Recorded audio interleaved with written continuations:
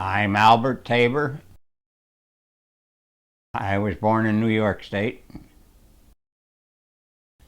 I have been married 65 years.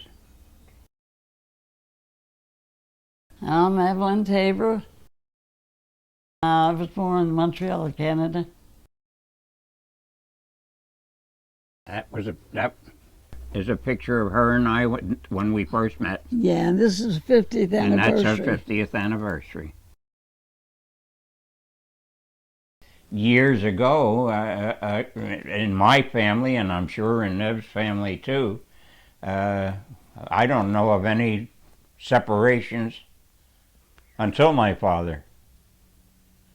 And my father was just, I guess, notorious for women.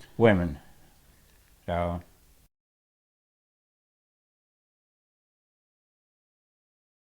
I'll let her say that because we have different versions of that. Well, about what? How we met.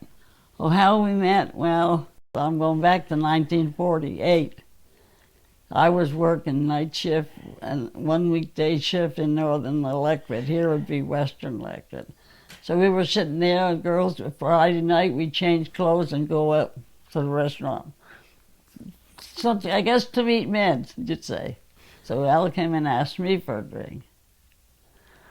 Now, I went with him, and I didn't live far. I lived in the city, so I could walk back, you know.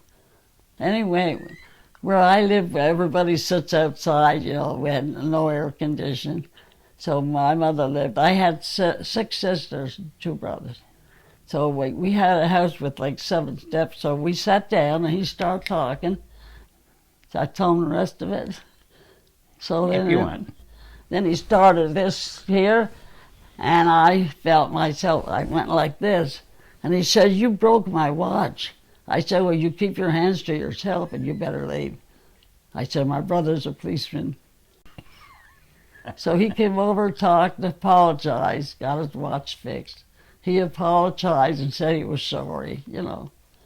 And anyway, I came back, and then Al kept writing, and then he kept coming for a weekend, and then we finally got engaged and got married April the 3rd. So we didn't know each other that much. Probably a year period. No, we met him in August. We got married the next April. Is that all it was? Yeah. August, September, October. 9 months. We had a wedding in the house, and we had a good time. My mother had 3 floors.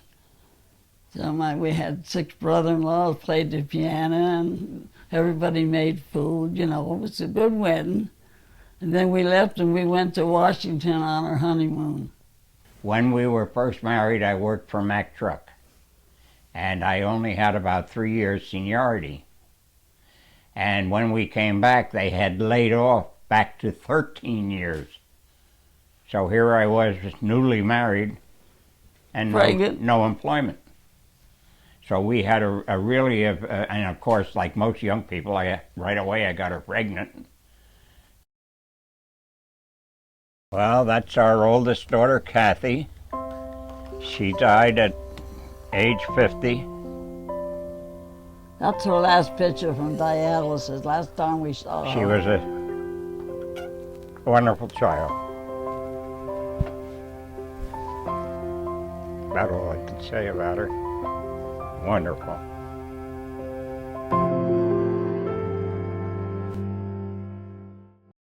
I spend a good share of my time reading the newspaper and looking at the tablet to see national news. Well, I get up in the morning and I just see what kind of a day it's going to be, because I have trouble with my eyes and that, you know. I have reading books. The state sends you reading books on a machine, and some of them are stories that last like 40 hours. I only do it at night after 11, because I don't get to sleep. I got music in my brain, and it's opera music, and it plays night and day, day and night. There's no cure for it.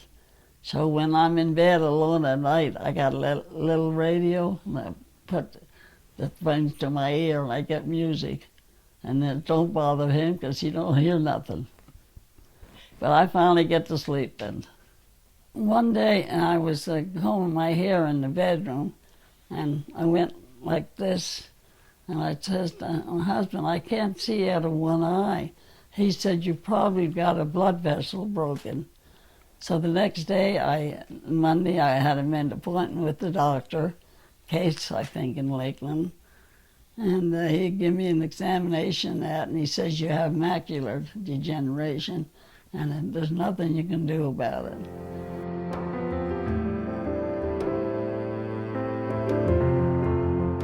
Strange things happen when you have this. I wake up some mornings and my bedroom is blue. Another time the wall is green. And after I get up and get washed, it's white again. So about a month ago, I got up and the room was green. And it didn't go back white, it's dead green. So I called the doctor right away. And he said, come right down, because it's Lakeland. And when I first went down there, everything was pink. And he said, you're taking too much Kuhneman. You've had a hemorrhage of Kuhneman. And so he said, don't take any until it's out of your system. So that was like the first stroke I had. This eye I don't see out of at all. This one I see. I see enough to get around. I'm sort of a last choice cook. With her directions and help, we managed to Make eat cakes. fairly well. And we try to go out a couple times a week to make up for it. But we're getting along just pretty well, I think. Yeah, we got a cake he made yesterday. Yeah, we make cakes. Yeah. And chili, spaghetti sauce, and we eat pretty good. We had a very rough 2 or 3 years until things picked up, and then I don't recall, probably about 2 years later, everything straightened out and life has been fairly normal since then. I would say really, for myself, it's been the love of my life. I wouldn't harm her for all the money in the world. And we do have our Little. disagreements, but I think it's because we're too much together right now, you know. We live too long. Yeah, I guess that's another part of it. Stay true to one another. Sometimes there's some terrible temptations come your way, but stay true. If you're really in love, you're in love. And it's always hard. When the time comes, you meet somebody and you discover, like I say, when I went to Montreal, I came home and I missed that girl something terrible. So here we are.